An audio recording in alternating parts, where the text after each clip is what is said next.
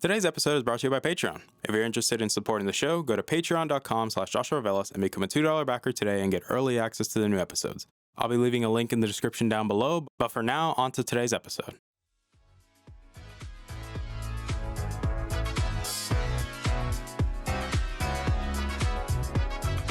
You're listening to the Augment Experience podcast. I'm your host, as usual, Joshua Velas. I'm a student, musician, and a gamer at heart. Join me as I sit down every week to talk about all the latest news in the technology, business, and video game world. I hope you guys enjoy.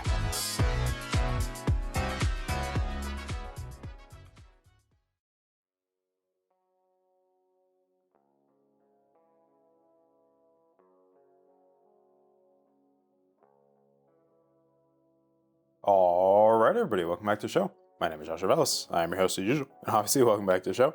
Today's episode 245 of the show, and before we get started, we're going to do a bit of house screening quick, because today is a very special day, if I'm being honest with you guys, because, well, if you guys are aware, today is the 4-year anniversary of the show, because the show has always celebrated its anniversary on the 11th of January, which, how wonderful that, hey, we actually get to have an episode come out on this day, which I'm deeply appreciative.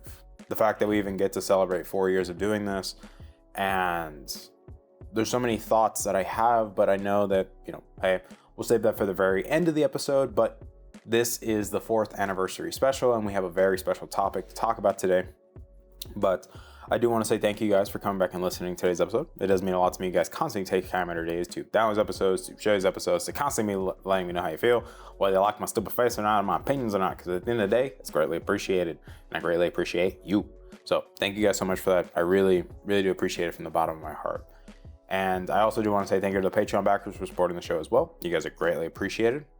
And yes, I will also acknowledge this episode is coming out, a little bit later than what it should, but that's also because the day that this episode goes live is also the first day of classes, and it's also my first day of classes, so it's a very momentous day, to say the least. But nonetheless, let's talk about the topic for the day, because we can't have a 4th anniversary special without a very fun topic, because I know the other years we've done like more simple, like, hey, reflecting and things like that. But I feel like talking about this is actually more appropriate given the importance of it, and at the same time, the relevancy in this current, market that we're in. So let's talk about it. We're essentially talking about the downfall of AMD. And it's one of those things where AMD has essentially gone from the darling of the, PC space, whether it be CPUs and GPUs, to now, being honest, is kind of viewed in a weird light, if I'm being honest with you guys. And that's what we're talking about today, how we can look at the rise of AMD and also talk about the current shortcomings that are currently happening, and, just have a discussion, because I feel like having a discussion about one of the biggest players in the CPU and the GPU market is very important, because let's be real, in the CPU space, it's a duopoly, and, well, in this case, you can make the joke that the GPU market really is a monopoly, even though there's competition, but it's like, you still have one of the main players that has the majority of the shares, so, But let's talk about AMD in this case. Let's talk about the positives, the highs in this case. When we look at AMD, we look at how they were before, like obviously competing with Intel and things like that in the CPU space, and then it wasn't until Ryzen came out where people started to take AMD maybe a little bit more seriously. Probably AMD started to take their CPUs maybe a bit more seriously. I'm also saying this now as a preference note. We are ignoring EPYC and Threadrippers. We're ignoring that for right now. We primarily want to focus on the Ryzen processors and things like that, but we will talk about Threadripper a little bit later down the road. But we talk about Ryzen. When Ryzen first came out, yes, it was, not as powerful as the Intel chips, just being transparent. Yes, the Intel chips obviously perform better, but yes, in the value proposition that was being presented, it was definitely a very good value proposition, and it obviously led people to adopting it. And then from there, we started building on the 2nd gen Ryzen, which was 2000 series, and then from there, really they started to hit their strides with 3000 series, which is when I got involved on Ryzen. I say that now. My original first PC when I built it was a Ryzen 5 2600X, and then from there I upgraded to the Ryzen 9 3900X, and that was like a big shift, because at that point the Ryzen 3000 series, yeah, it wasn't competing, or it was competing with the Intel processors at that time, but the value proposition, the fact that you could have a 12 core and a 16 core processor at the consumer level was insane. And eventually it transitioned into the 5000 series, where the 5000 series really was leading the dominance and things like that, especially with the 5950X, and then eventually with the launch of the 5800X 3D. And this is where we start to run into the interesting dilemmas with AMD, where we could say the downfall. And it actually starts with the 3D chips, if we think about it, because we look at the Ryzen 7 5800X 3D. Yes, arguably considered one of the best gaming processors released in the past couple of years. The value proposition, behind it, things like that. And we look at it objectively speaking. We see that the Ryzen 7 5800X 3D, for what you got out of it, hey, it was great value because it was primarily focused on gaming, 8 cores, 16 threads. But some people tend to forget that when it came to the 3D chips in this case, 3D chips were supposed to have a 9 version. And there was supposed to be a Ryzen 9 3D chip of the 5000 series in this case. However, that didn't happen, and they primarily stuck with the 7 series, the Ryzen 7 5800X 3D. It's just kind of hard to stick with all these namings and things like that. But yes, it was supposed to be a Ryzen 9 version. Now, it never happened. There's been wild speculation about why this didn't happen and things like that. But the current front runner in terms of the theories was, well, if you release a Ryzen 9 version of a 3D chip, it would basically butcher the sales of the 5950X and things like that. And so they didn't want to do that. They were, protecting the sales, which in this case, I get it from a business perspective. It makes logical sense. You obviously want to protect your high-end processor and things like that. Even though consumers, gamers still would have gone for it. It's like, there still would have been people going for the 5950, whether you think about it or not. And it's just, but it's kind of like a knock. Keep in mind, we're also just focusing on the processor right now. We haven't talked about the GPUs. Because if we talk about the GPUs, I think people will remember the Radeon 7, we remember the Vega graphics cards. And while yes, great value propositions, they obviously were anywhere close to competing with NVIDIA in this ballpark. It wasn't until RDNA came out, and then then RDNA 2, now RDNA 3, and we look at RDNA 1, which the popular GPU is the 5700X TD, which is a great value when you're comparing it to the 2070 Super and the 2060 Super, and even the base 2060 and 2070, that the 5700X XT in that price range was the better GPU out of all 5 of them, because the 2070 Super, 2060, and the 2070, the 5700X XT was the better value, objectively speaking in this case. If you just focus on rasterization, because at that point ray tracing was still a pretty niche thing, so And then obviously the NVIDIA encoding for videos and stuff like that, that's also an important thing to be mindful of. This is why we said if you focus primarily on rasterization. Fast forward to RDNA 2 with the 6000 series GPUs, and we started to see a much better price to performance with, say, the 6900 XT was definitely a great value GPU, especially at its current price point and how low you can actually get it for. The 6800, the 6800 XT, the 6700, and then obviously they made the 50 version, so the 6650, the 6750, the 6950, and we start to look at all these new GPUs coming out. And yes, obviously we're mindful that RDNA 2 came out during the big crypto boom and things like that, so trying to get some of these suckers was, kind of hard, to be honest with you, and the whole value proposition kind of got thrown out the window when these GPUs are going for over $1,000+ when it was selling for $400 or $500, So it's yee. Not necessarily the best looking, it ain't looking the best, homie. But this also leads into the whole issue that some people were kind of frowned upon with AMD in this case, which is the fact that instead of trying to find ways to give the GPU, I would say not give the GPUs, but trying to make sure that the stock was going towards actual buying customers instead of just people using it for crypto mining and things like that, they chose to just favor the whole crypto boom, cash in on it and things like that, which, let's be real, if you're a business, It makes logical sense. These people are buying in bulk. Now, does it make it right? No, because it sucked having to deal with all these inflated prices. And then we fast forward to where we are now with RDNA 3. Yes, the price to performance ratio for the 7900 XT and the 7900 XTX, yes, they look really great, to be honest.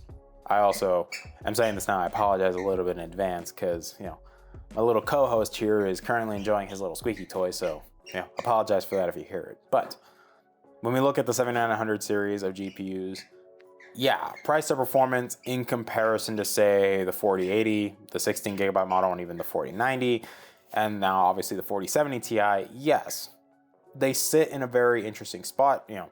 Obviously the 7900 XT and the XTX in comparison to 4080 12 gigabyte model, yeah, very comparable, specifically the XTX, and being about $300 cheaper, or I think it's about $200 to $300, somewhere around that price range. It's about that cheaper. But you look at the price to performance ratio, the fact that they're very comparable, and obviously sometimes the XTX will outperform it. I'm like, hey, that doesn't look that bad. Now, some people have done the price to performance ratios and they're like, at that point, if they're very close, if not similar, you might as well just spend the extra $200 and get better ray tracing. You get obviously better video encoders and things like that, more supported, or I'd say more compatibility with specific software, whether you're doing CAD designing, et cetera, et cetera. And it's just like, ooh, maybe they kind of fumbled the bag here a bit, Maybe they kind of got a bit too greedy with the pricing scheme, and maybe it kind of bit them in the butt here, But that's the least of their problems because, well, lo and behold, of course, there's some actual hardware issues with the 7900 series because turns out the coolers on the reference model are pretty doo-doo dog water, if we're being honest, because it's coming out, and if you guys haven't been paying attention in the news that they've been talking about it in the tech spaces and things like that, yeah, the cooler on these suckers, it's kind of doo-doo dog water. It's kind of causing these GPUs to run at over 110 degrees Celsius. And if you guys don't know, that's pretty dang hot, if I'm being honest with you. And it's like, yeah, that's not intended. These things should not be running this hot, especially with how much power, or like even the power draw being off the charts. And it's kind of ironic because AMD was given, I don't know, they're kind of trolling NVIDIA for the fact that, like, hey guys, like, you guys are kind of making some power hungry GPUs, but over here at AMD, we don't. We lower our, we're so efficient. And then it's like, well, homie, you kind of got some big issues here going on with your GPUs, homie. So it's kind of funny at throwing shade at NVIDIA. And granted, I'm being honest with you guys, this is not me being an NVIDIA shill. If you look at my PC, I have AMD basically for my graphics card and my CPU. I've been a very big proponent for AMD over Intel for my CPUs ever since my Ryzen 9 3900X. But we have to look at the facts here.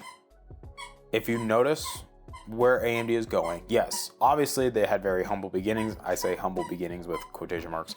Yes, they obviously had the underdog story going with them because they were competing against the two monopoly giants, in this case, Intel and NVIDIA. And yeah, in many ways, they did shake up the industry. In many ways, they did push Intel to finally stop being complacent with their CPUs and make better CPUs. And heck, they even got Intel to make GPUs too. And it's kind of ironic because AMD lost a good amount of their market share because they dropped from like 14% to like 10%, and then Intel went up to like 4%. So it's kind of funny. And NVIDIA went up too, which is even more hilarious. But we look at how AMD has shaken up the market. We look at the CPU space, and like, yes, we actually have a very competitive CPU space right now. Even though, yes, it's still a duopoly in this case, but the fact that both companies are actually trying to make great quality products, even though, yes, we look at the 7000 series launch of AMD, and we're like, yeah, the pricing structure, it was pretty terrible. Whoever, essentially, no offense, whoever thought of these prices, you're freaking crazy. Not gonna lie. Like, you made these things too dang expensive. You made the motherboards too dang expensive, and the RAM is still too dang expensive. So it's like, yeah, it kind of throws a wrench into everything, especially when you think of price to performance ratios. You start thinking of value proposition. It's like, yeah, like your competitors offering a similar, if not better experience for cheaper. The fact that you can use older motherboards and be perfectly fine. The fact that you can use like DDR4 RAM instead of DDR5. It's like people are starting to become more price conscious. And it's like, I understand if you were very addicted to the highs that the market was in when we were in the middle of the COVID pandemic and things like that. That's understandable. Like, who wouldn't? If you're making all this money, why wouldn't you want to keep the good times rolling? But the good times can't roll forever, Like, you got to realize, like, hey, we can't keep charging these people the same prices we've been charging them for the past 2 years because, hey, people are going to dip. They're going to leave. They're going to find alternatives. And in this case, that's what people are doing. Like, it's starting to become where AMD is getting a little bit too confident and acting more like a market leader, or in this case, they're trying to act like Intel and Nvidia were when they didn't have any competition. And it's like, guys, you aren't the market leader. You don't have the share, you don't have the pull that they do. And granted, yes, we can talk about Threadripper and the Epic space, because let's be real, in the server space, they're doing incredible work in the server space. They're doing, making the joke, they're doing the Lord's work in the server space, and Epic is now becoming, very popular, if not the most popular in the server space right now. Same thing with Threadrippers in terms of the high performance workload and things like that, like people that really require those massive 64 core, 128 thread CPUs. Yeah, you're better off buying a Threadripper than buying a Xeon. Like, that's just the facts here for your, high-end workstation, like genuine workstation. Granted, AMD's been kind of weird about making another Threadripper and things like that, even though, yes, they have already the Pro Series, but not like an actual consumer one that regular consumers can go out and buy. But it's just like, in many ways, it's kind of weird how we go from this company that wants to be the underdog, or in this case was the underdog, trying to compete with the big dogs, and now that they've gotten pretty comfortable, now they're wanting to do some of these more sketchy. They don't want to be as responsive to the community. They don't want to be, competitive with their pricing. And it's just the reality that, hey, people will walk away. You have to be mindful of that.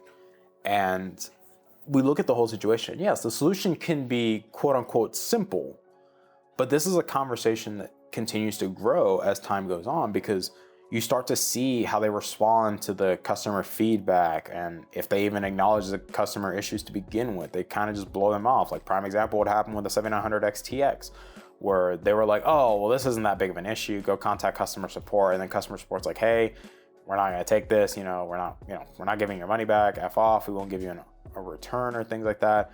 And then they're like, oh, well, hey, we'll take it, but we don't have any GPUs in stock, so we can't really replace it. And we can give you a refund, but we can't give you a replacement. It's like, it's a cooler issue. It's a cooler issue. Like, people have literally done all the work for you. There's no internal testing. So it's like, you look at how they've handled this whole 7000 series launch, whether it be the processors, the GPUs. You look at it objectively and you're like, man, this is kind of crap, Like, this is pretty bad. Like, they really should be doing better here. And my only hope is that AMD would learn to take a bit of that humble pie again. That they would acknowledge that, yes, we have been doing great, but that doesn't mean that we should get comfortable, that we should just be, I'm not trying to be mean here, but I'm just like, we shouldn't try to half-ass things, because the second you start half-assing things, you start to see cracks in the structure. And when you start seeing cracks, then people start seeing cracks, because the customer's already getting pissed off at this point, especially with the whole 7900 XT and XTX, with the pricing and everything. Some people believe the 7900 XT shouldn't even exist. It should have just been the XTX model, just being the XT, to be honest with you. Like, the regular XT should not have existed. But, that's just what the commentary going on around. Heck, even the 700 XT is literally sitting on shelves right now because not that many people want it. They want the XTX is what they want. So it's just, I think AMD is in a weird spot. And now you look at, heck, next month, the X3D chips are going to come out for the 7000 series, where we're going to have a 7 model, Ryzen 7, and then the Ryzen 9 models and things like that. It's just, like, to me, it just feels weird that it's like AMD used to be like very focused on their customers, like trying to have that relationship, that more personal connection with the gaming audience, if you want to call them that, or like the PC enthusiast. And it's like now they're just like, it is what it is. You know, people just buy our stuff anyways. Does it really matter? So it's like, I feel like NVIDIA, or in this case, AMD, needs to be careful going forward. It's like, guys, nobody is wishing for your downfall. Now, there probably are people though, you know, trolls and things like that. But the facts are, nobody wants AMD to just collapse, because if it collapses, then, well, Intel just rules the CPU space. NVIDIA basically will just rule the GPU space without any competition, even though Intel is doing, you know, marginally well in the graphics card space. Because let's be real, the Arc GPUs, hey, they're definitely pretty good value with the improvements they've been doing and stuff like that. So it's like not something they should be missing out on, to be honest. But I genuinely hope that AMD learns from these failures, whether it be the launch of the 7000 series, to those sitting on the shelves, to even the issues with the 7000 series GPUs, and just seeing all the cooler issues, the consumers just being pissed off at them and things like that. Like, I hope that these lessons are well learned, and that so they learn how to not make them again in the future. But let me know what you guys think in the comments down below. Do you think that, hey, we're all just blowing this out of proportion? Do you think AMD is perfectly fine? Or do you think, hey, I am starting to notice some of these poor habits? Maybe things should be different. But let me know what you guys think in the comments down below. It's all greatly appreciated at the end of the day. You guys are all greatly appreciated. But to be honest with you guys, yeah. This is, oof. It just stinks. You know, for me, it really sucks that this is happening, because I really want AMD to do well, you know? I really want AMD to do well, and I want them to succeed. I want them to gain more market share. Like, because if you think about it, like, the more competition that we have in a market, the better the products for everyone are. That's just the facts.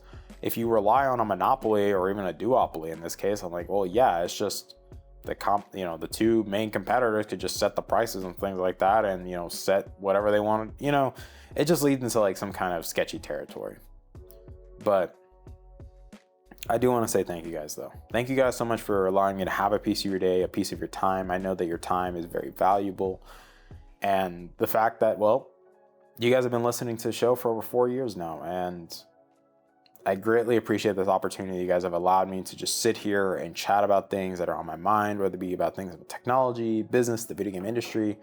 The fact that I've had this golden opportunity to be able to do something like this is incredible, and I'm eternally grateful for this opportunity, to be honest with you guys. You know, it's obviously been a wild ride, it's been a wild year, and I'm excited to see what this year holds, and I'm excited to see how things turn out this year, because we've obviously grown very well as a show. We have over, just on Spotify, I think it's like over 450 active listeners.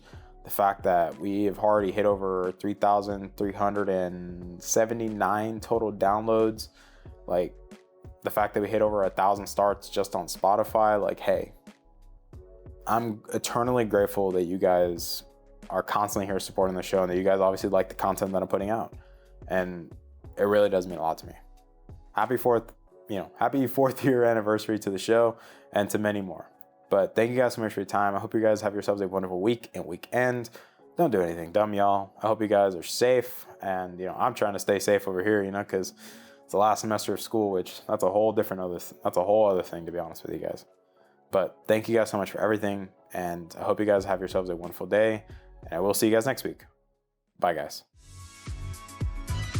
Hey there. Thank you for listening to today's episode. I really appreciate it. Thank you guys so much for taking time out of your day and listening to today's episode. If you're interested in supporting the show, whether it be financially, clicking the follow button, or just sharing the episode, it all works for me, guys. Thank you guys so much for your time, and I love you guys to death.